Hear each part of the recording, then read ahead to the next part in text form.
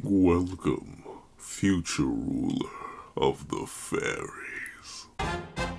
What's up, guys? I'm Pencil here, and we want to do a breakdown and review for chapter 149 of Four Knights of the Apocalypse, which is known as Overwhelmed. And ladies and gentlemen, I'm a bit overwhelmed by how gas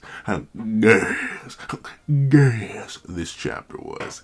This chapter was straight heat on so many levels, from characterization to plot development to power development to character development. Everything this chapter just has it all. So let's not waste any more time and let's hop right into it. Editing me, are you ready? 3, 2, 1, go.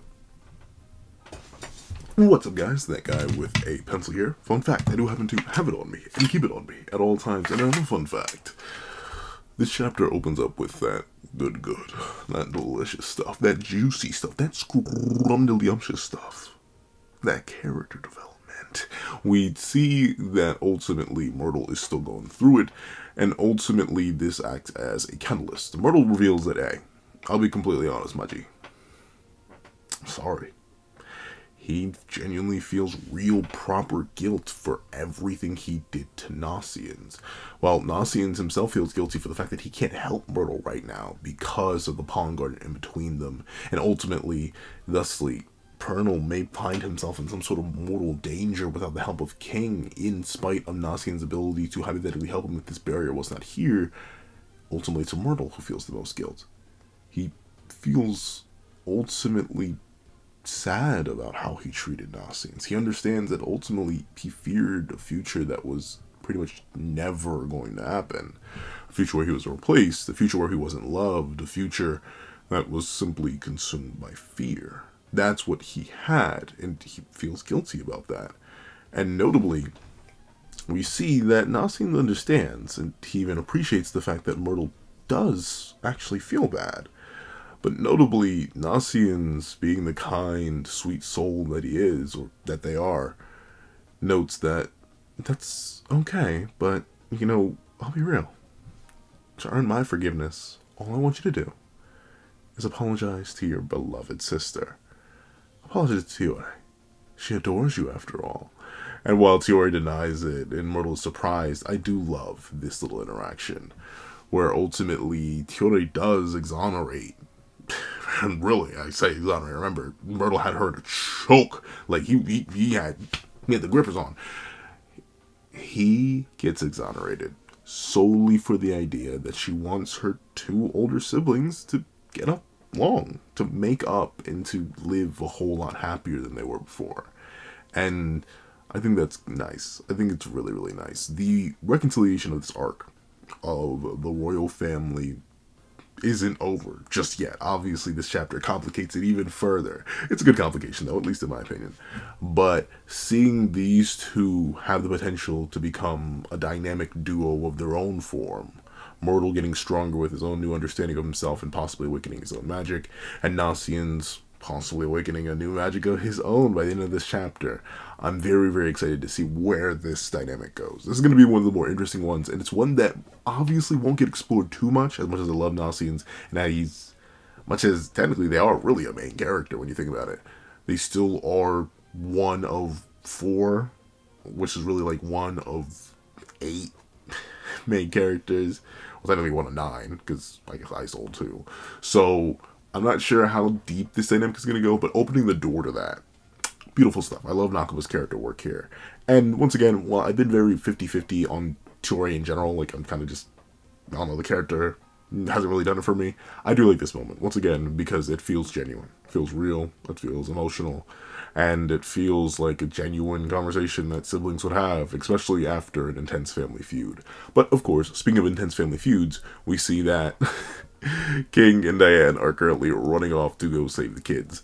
And with that being the case, it's real sweet. Once again, I love these two. Like, you want to talk about parents of the year? Come on now. They're doing it for. Obviously, they have faith in their kids, and whenever their faith was tested or seemed to fall short, or one way or another, they ultimately end up making up for them. As King himself says, I gotta go bail out Sixtus right now. So he's all about it. Even with his magic force sealed, even while being cursed, He loves his baby boy. And Diane loves her baby boy. And all the kids. So they tell him, hey, y'all are safe right now. We'll be back. We're just going to book it. I do love that. And this is just this is just a genuinely funny panel of Diane booking it along. And a little detail that I find hilarious is that because of how much weaker they are than these Sins, even base Diane is like considered a speedster. And they couldn't recognize King. Like they didn't realize, wait, was that Dad? Like they couldn't even tell because Diane is just that fast relative to them. And like outside of Gother, she's literally like the slowest Sin. Just like base Diane. Like you can even make arguments that she just is. But with that being the case, I find that funny. But we see that ultimately Nasan gains new resolve. New resolve to not stand on the sidelines anymore. Not stand by and watch as people he cares about or people others care about are put in the same position he was 2 years ago when he lost Percival. And has been stuck on this never-ending journey to try and bring him back. And ultimately that resolve, that reaffirmation of himself or themselves, allows them to shatter the Spirit Spear. Obviously not like physically shatter it, but they dispel Pollen Garden, finally freeing themselves. Or did they? They did. But with that being the case, the other thing that I do find funny, but sad, like King mentions he's so shocked and surprised how crazy those Camelot people are. As he says, these Camelot people are more of a hazard than I heard. King, they want to slaughter everyone you know and love. Hypothetically seal you away. Permanently. What did you think they were? Like, the fact that he is so bamboozled by this is actually kind of hilarious. But it once again fits into the idea that King and Diane just don't necessarily see the world the same way the rest of the Sins do. And thus they probably just weren't taking Camelot as seriously as a threat, considering this is probably their first breach ever. But like, at least in the new era, like, Camelot probably hasn't been that effective in the Fairy Realm. Because it's probably just heavily sealed off and prevents a whole bunch of that stuff. So King just never even considered it. Which is a nice little character study. And it goes to show that ultimately different levels of protection and defenses can create a sort of stagnancy. Even in some of the most powerful creatures in the entire series, such as King and Diane. But with that being the case, we see that they rush over to meet World Dane. And I ain't gonna lie, y'all. I still love Helgard more, right? Like, as a character, love Helgard more. Ironside obviously has more hefty narrative weight to him. Father of our main character, direct dynamics and interactions with a lot of our main cast. The good. Had the fight with Bond, regular good, juicy stuff, delicious. But honestly, if I had to pick my favorite fighting style, out of all four of the evils that we've seen so far, and honestly, out of all that Camelot's had to offer, yes, even including Arthur, at least Four Knights Arthur up to this point, World Dane has to be my favorite. And I love their composure. Look at how they deal with not one, not two, not three, but four of the royal family, the Cayenne kids, charging them. They simply lift their helmet and get to work. Belt sends out his own little tree servant, only to have it fried and then get beat over the head with it. Presumably Zana sends out an earth golem to crush World Dane, and it simply gets blasted apart by an exterminate ray, and then there's a beam sent straight through her chest. Pow and Zillion immediately charge in to do something, but they're so insignificant to World Dane as threats that World Dane doesn't even actually use a spell on them. World Dane simply has Beyblade. Now you can't even say it right. World Dane simply casts Beyblade, let it rip, and proceeds to tear both of them nearly in half. And then while their helmet is still dripping juice, slides it right back on and holds La Droga de Yor, their prize, the proof of their conquest. And the big thing I want y'all to realize, there's not a single motion nor chant. Merlin still had to make some magic motions. Merlin still had the chant, but no. Not for the exterminate ray, not for the electricity spell, not for the floating helmet, nothing. It's all casual. There's no visible motion nor sound. So World Dane She just has the exaggerated swagger of a magically induced teen. I'm not gonna lie. Like, legitimately. That is real smooth, real butter. I love magic in Seven Deadly Sins, and I'm so happy that one of the four evils is fully dedicated to it. And honestly, they're showing off. They're flexing. They're going buku bonkers with it, and I gotta respect it for real. And also, the main thing I like about them so much is their same. It's so simple, yet effective in terms of their brutality. Notably, they say this: "Let me dispatch you all at once. You're family, after all." Yo, like, she legit said, "Nah, don't worry. I could have executed you one by one. I could have aimed that exterminate ray a little lower and to the left. I could have made sure I didn't just hit you in the face. I could have drove this electrified servant of yours into your heart. I could have made sure that instead of simply gashing you nearly in half, the helmet actually tore you apart. But no, since you're all such a pretty, beautiful little family, I will tear you apart together." Like, the only person who stood on more business immediately, without hesitation, is, like, Beltripe, who, like, immediately went for the execution, and, like, they needed to be saved by Gother and run away, because Beltripe was immediately washing him. When, like, washing him. Like, Beltripe didn't care. They were in half. But even, like, Ironside, he was moving a little bit silly, a little bit spooky. Pelgar definitely moving a little bit silly, a little bit spooky. But World Dane and Beltripe, they're just about the action entirely, and they're so clean with it. I cannot wait to see them get into battle with some of our real knights. And you know which real knights I'm talking about. World Dane especially, World Dane versus Gawain, a battle of the mystical, magical mages is gonna go crazy. But speaking of things going crazy, we see that ultimately, World Dane has a wonderful plan, and it worked out. "Oh, dear Harlequin, the hero is finally here. Looks like my test subject Kilbegon did his job." Sad thing though, one thing I'll admit, it's sad that Diane is not even considered a threat. World Dane went out of their way to set up Kilbegon as a scapegoat for that curse in order to nerf King down drastically. Diane, despite having full access to her strength, not having too much damage on her, having access to her sacred treasure, not even mentioned, not even noticed as something that could get in the way by World Dane. Which is, once again, feeds into the whole level, like, disrespect that they're all about. But at the same time, it's really sad. Like, Diane's a sin too. She's still a top tier. She's still very high tier, especially after Cursed by Light and the little scaling boost she got there, even in base. So the fact that she's not even considered a threat, and she doesn't even really take the offensive here, it's really unfortunate. I'm hoping next chapter, alongside their baby, that they actually do get to cook a little bit, just a little bit, please. I get it. It's not her arc.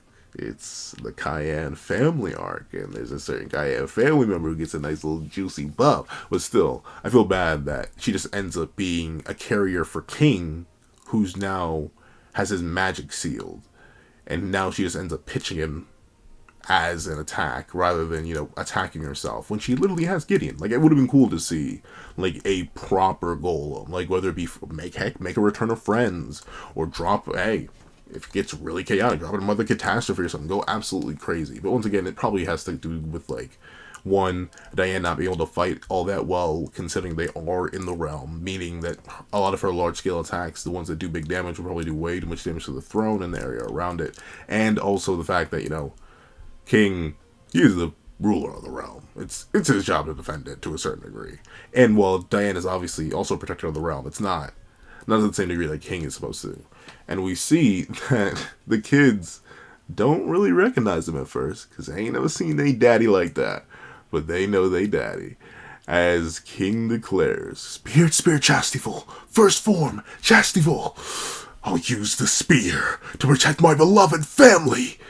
He sends out the first blade, the first form of the Spirit Spear, only to have it bend right around. No issue at all. Once again, as he eggs them on to try and dodge it, World Dane shows off the potency of their ability. this is not no weaker variation of the Spirit Spear. This isn't some sort of middle ground between the Awakened Spirit Spear and the Complete Spirit. No, this is first form, full power. Even with his magic skills, he was able to launch this out. But World Dane, once again, with no motion. They got infinite motion, but they ain't got no motion in this one. No chance. They cast Bend Room, which is something I think we've only seen Merlin do like once. And it immediately just redirects the entire Spirit Spear. One of the most powerful attacks in the series. Realize this attack right here solos some of your favorite verses. This genuinely one-shots all of Attack on Titan, the majority of JJK, all of Demon Slayer. Like, legitimately, the force behind this attack is insane, even if coming from a Nerf King. But ultimately, it was nothing but a game for World Dane. And we see them even say, your spear will do quite the opposite to your family. It'll tear them apart. And we see, most likely due to just having his magic force sealed and how much force he put into the spear thrust, he ultimately cannot even stop the Spirit Spear. Its momentum is too strong. Its power is too great. He's going to destroy the very family he sought to protect. And unfortunately, it doesn't look like Diane could even stop this in time. Sixtus calls out, begs for the sacred tree to entrust him with more power, just a little bit more, to stop the Spirit Spear, to save his family. But it's not given to him. However, it is given to someone else. For we see that the child, the eldest child of King and Diane, achieves their birthright, dominion over the fairy tree, dominion over creation, and very specifically, dominion over the first form of the Spirit Spear. Nasians has awakened. Nasians has reached new depths. And Nasians is in the midst of transforming what is likely into their true form, with access to the Spirit Spear. Now, of course, the debate immediately becomes, is this only possible because King's magic force was sealed up, and thusly the fairy tree is now confused, and it's like, well, I do have another representative here. Or is this just something Nasians will be able to do because of him being King's eldest child? Or because of them being King's eldest child. And once they undergo this transformation, they'll just have the Spirit Spear unlocked. I'm leaning more towards the former, because if Nasians actually gets a Spirit Spear buff, he's genuinely top tier. He may low-key solo the entire rest of the sidecast by himself, and maybe even beat some of the pre-time skip nights. But regardless, you know this chapter was some gas. Absolutely. Once again, I love this chapter. It has so much good character work in the beginning. It has fantastic character work for World Dane at the end. It still has more of my favorite couple in Seven Deadly Sins overall in King and Diane and their interactions. It has the nice meaty twist of King losing dominion over the Spirit Spear and Nasians gaining dominion over the Spirit Spear, and it has me super duper excited for 150. It doesn't seem like Percival is going to need to step in. Ultimately, it's going to be Nasians who's going to take their place as the rightful heir. However, that's what I think. Please tell me what you guys think. Why are you screaming? Why would she be like this? You just have to do this. But, sorry, that's what I think. Please tell me what you guys think in the comment section down below. Thank you so much for watching. Please remember to leave a like, share, comment, and subscribe. And make sure that you know what I gotta do. If you made it all the way to the end of this video, please leave the true heir. Leave the true heir in the comment section down below. Thank you so much for watching. Please remember to leave a like, share, comment, and subscribe, and make sure you hit that little wiki spell so you don't miss out on any videos that come to the channel. Also, I do happen to have a Patreon below where you can support me for as low as $1 a month. You get things like exclusive videos, early content, and more. And so now become a member of the channel for as low as $3 a month to get the same perks and more. Some of those perks will include the 33-minute live reaction to this very chapter, and free variations of all my videos. And if you come in $25 Patreon or $25 member, you can order whatever video you want. Also, I do a link to my Ko-Fi in the description down below. Or if you want to drop 5 beans for a nice little short video, 25 beans for a nice little regular length video, the link is in the description. But now, thank you so much for watching once again, and I hope you guys have a wonderful day. This is Dagger the Pencil, writing off.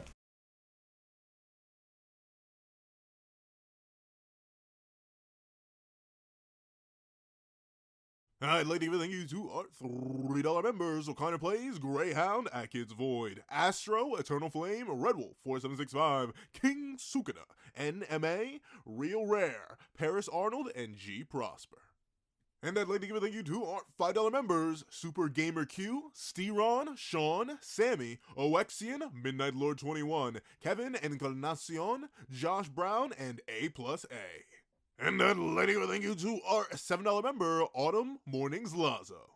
And I'd like to give a thank you to our $10 members, Robbie Uchiha and Jay Warrior. And I'd like to give a thank you to our $10 patrons, Joaquin Munoz, and Idem Okami. And I'd like to give a final gargantuan thank you to our $25 patron, Calvin Elder.